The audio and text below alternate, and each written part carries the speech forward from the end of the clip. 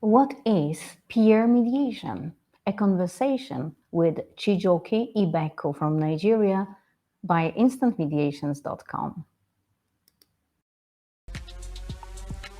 Welcome to the Lawyers and Mediators International Show and Podcast by instantmediations.com, where we discuss law and conflict resolution topics to educate both professionals and everyday people. Catch regular episodes on YouTube, the Instant Mediations app, and anywhere you get your podcasts. Just remember, nothing in these episodes constitutes legal advice, so be sure to talk to a lawyer, as cases are fact-dependent.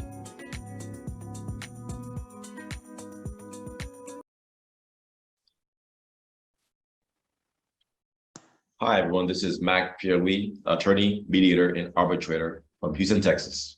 And Natalia Wolska-Czajka, advocate, mediator, and arbitrator from Warsaw, Poland, hosting my friend and business partner, Mark, here in Poland. And it's good that we can be together. And having our dear guest, Chijioke Ibeku from Nigeria. Yeah, Chijioke, could you just give the audience a little bit of information about you? You were here last time, introduce yourself, and told us about the work you've done, especially when it comes to property mediations.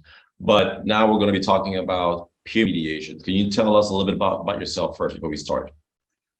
All right. Thank you so much, Mark and Natalia, for having me. It's indeed a pleasure to be with you people again today. It was an honor to be invited by both of you. And like I said in my chat to both of you, you're a wonderful mix, a great partnership. So today, basically, I'm here to talk about peer mediation. Peer mediation, in other countries, some of them refer to it as school mediation. Peer mediation is basically about children of the same age trying to see how they can imbibe the practice of mediation. And more than ever before, with what is happening present in the world of today, these children need to imbibe this practice. For those of us in Africa, Asia, and I dare say those of you in America and even in Europe, this knowledge is key and very pertinent for children to imbibe. Number one, with them imbibing this knowledge, we are going to make sure there's no generational gap in the practice of mediation. In other words, you have children who can take over from us once they've imbibed this practice. So peer mediation basically is about children learning to manage disputes, making sure that issues do not degenerate to disputes and further to conflicts. So if children for us mediators, you know that issues span from, it could degenerate to conflicts, to disputes and further to conflicts. So we are trying to get these children to manage these issues and prevent them from degenerating to conflicts and disputes across the borders of religion, race, and culture. For those of us in Africa, we are particularly interested in culture, religion, and ethnicity. These are three main areas, but I've also extended the frontiers of this practice to Brazil and somewhat in Colombia and Argentina. I have partners there, and in India, who almost share the same culture like us. So we are trying to propagate this practice for more than ever before to make sure that conflicts are reduced to the barest minimum. So that is one of the key points or key focus of this program for us. And tell us, how is it going in Nigeria? Is there any specific training program? Is there any specific area that you are doing it? Any specific age group that you are addressing your programs, your peer mediation attempts and trainings to? All right, thank you very much, Natalia, for that question. I have been giving over 1,000 schools. I live in the capital of Nigeria, that is Abuja.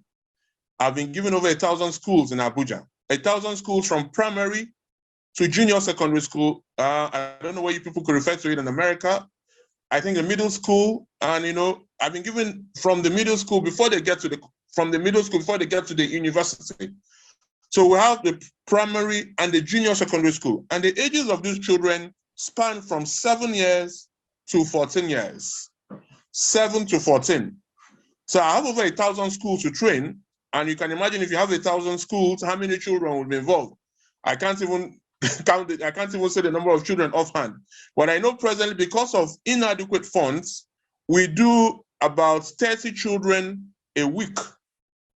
30 children. So in other words, we have over 6 schools We have over 100 and almost, we're looking at 180 children to impart this knowledge in. So we are doing it practically. We've started it. I've shared some videos across with other people via LinkedIn and other social media platforms.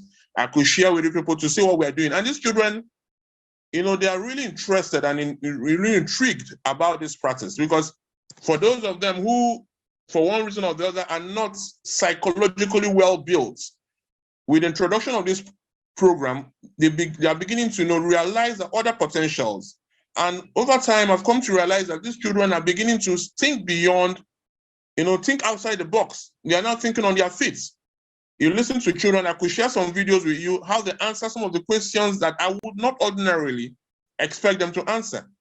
So, you know, it has more than, you know, increased their level of intelligence quotients. It has increased their IQ.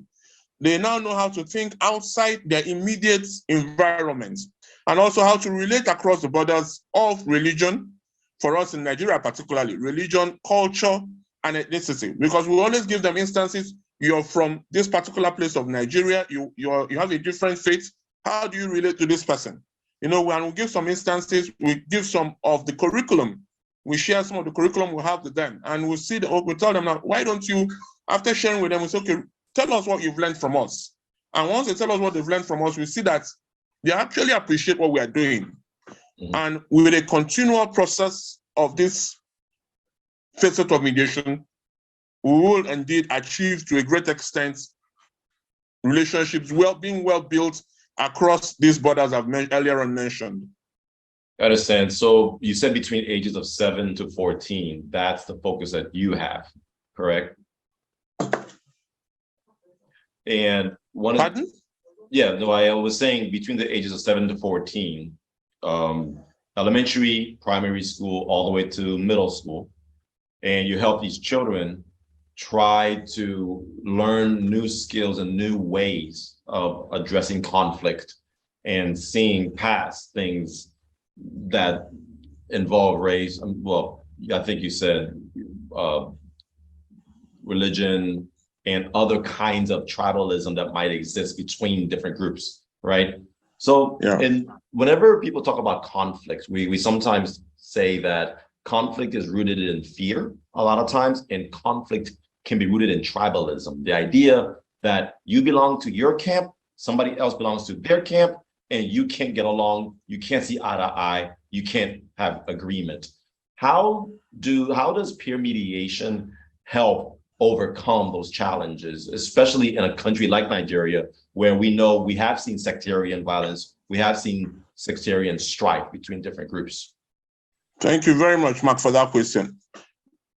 More than ever before, Nigeria is under a lot of threats, security-wise.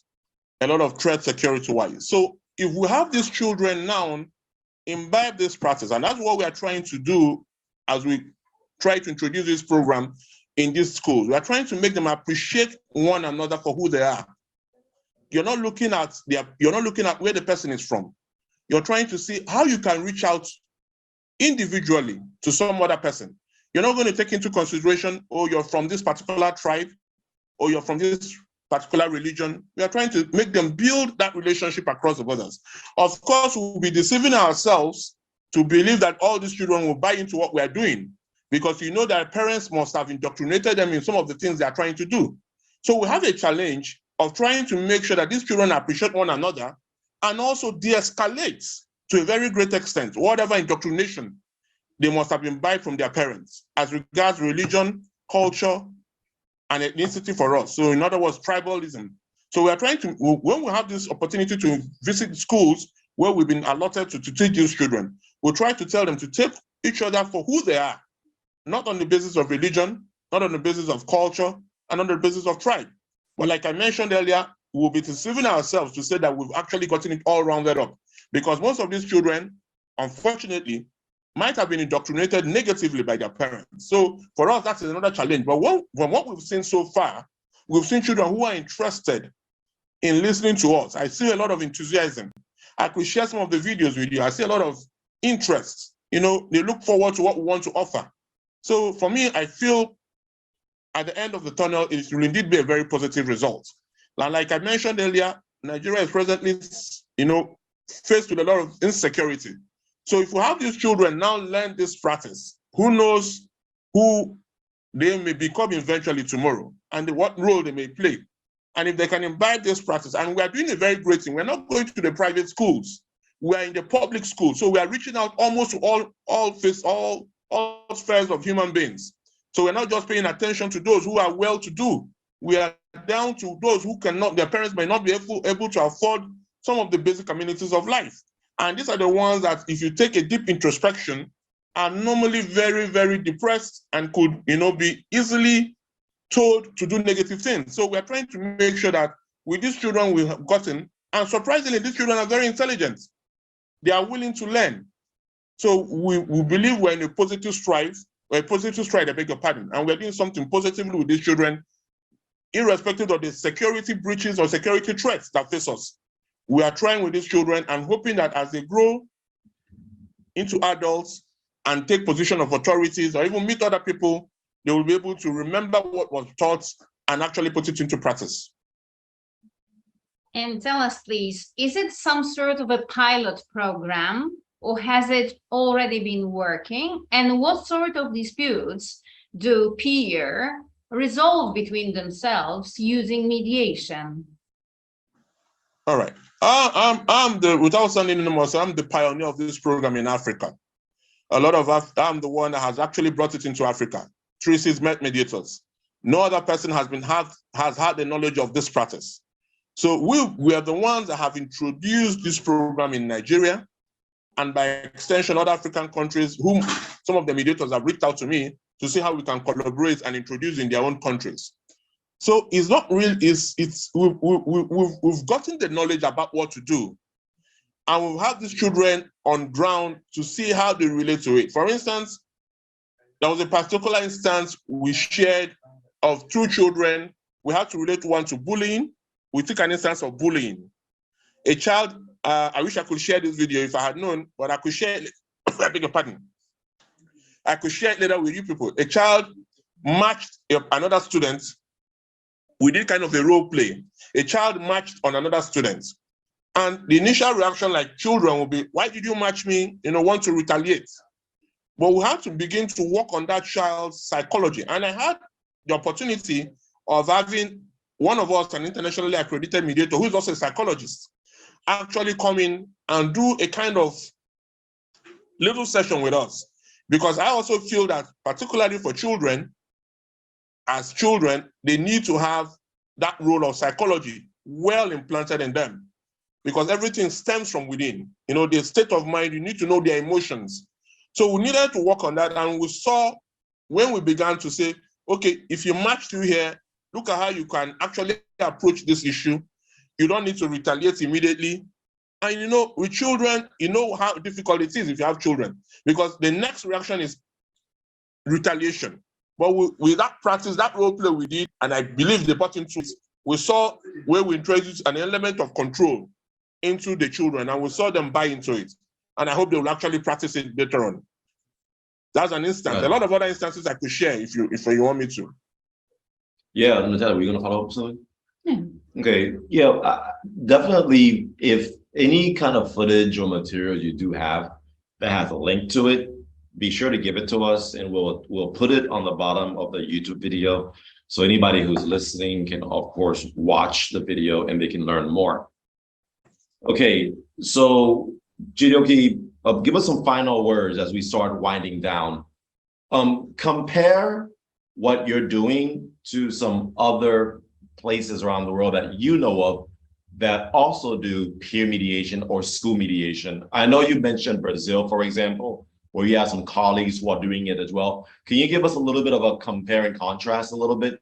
Because we want to know, how is it in Nigeria on the ground, day to day, when it comes to this? Okay. I know I had initially, when I was about to start off this program, I needed an additional expertise coming, and I reached out to people in Scotland. Incidentally, the woman has retired now. When I got across to her was when she was about retiring. So that partnership could not work. But of course, the difference is very clear. Over there, the institutions, the government institutions were willing to come in for her they were willing to make sure that she hardly spent a dime of her own money. There was no platform. She had a government platform. I've also reached out to some Americans who have also reached out to me. I don't know, some Americans who I've forgotten the name of the institution. They had also reached out to me and said, okay, we could do this with you, Chijioke. But the unfortunate thing is that we do not have the funds to support you. And the people who want to support you, for one reason or the other, because of COVID, have slowed down. So the process of me, from my own point of view, from Africa, the basic truth is I'm the one running the program solely. They will not want to come in to put in any funds until they say that I've succeeded. And when I now succeed, they want to take the place of, praise for what they never put in a dime or their time into. All they've done is to just give me the platform and left for me to think outside the box on how I achieve with the platform given. And because I know the positive ripple effect of this program, I've decided to take it on and keep trudging on, hoping that sooner than later, from outside, I could have mediators who are interested, or other partners who are abroad, who may be interested in seeing what we are doing, come to partner. And once they do that, we know that eventually we're going to leave a legacy for this. We're going to have a legacy built because of what we are doing with these children. You need to see the level of enthusiasm, the happiness. And I don't only go there to talk to them about what, I also go there with some little things that they will eat.